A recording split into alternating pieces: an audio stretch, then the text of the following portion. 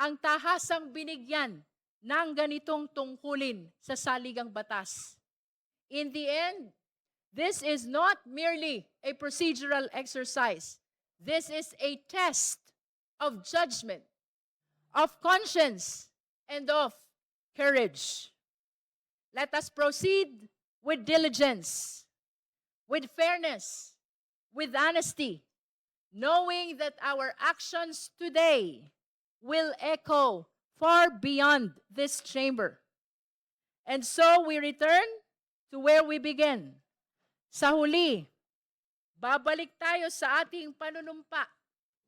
I do solemnly swear that I will faithfully and conscientiously fulfill my duties, preserve and defend the Constitution, execute its laws, do justice to every man, and consecrate myself to the service of the nation. Madaling bigkasin, pero mahirap panindigan. Ang tanong, para sa lahat ng kawani ng gobyerno, para sa lahat ng opisyal ng pamahalaan, para sa vice-presidente, tinutupad ba natin ito? Pinaninindigan ba natin ito? Iyan ang tanong na sisimulan nating sagutin dito sa impeachment na ito.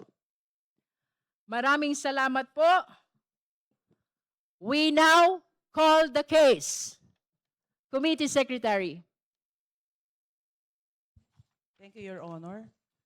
Initial hearing on the impeachment complaints against Vice President Sara Z. Duterte filed by Reverend Father Joel Saballa et al. And endorsed by Representative Laila M. De Lima, and filed by Attorney Nathaniel G. Cabrera and endorsed by Representatives Bienvenido M. Abante Jr. and Francisco Paulo P. Ortega V. Madam Chair, The Honorable Jokno. may I be allowed to make a brief manifestation? Which manifestation?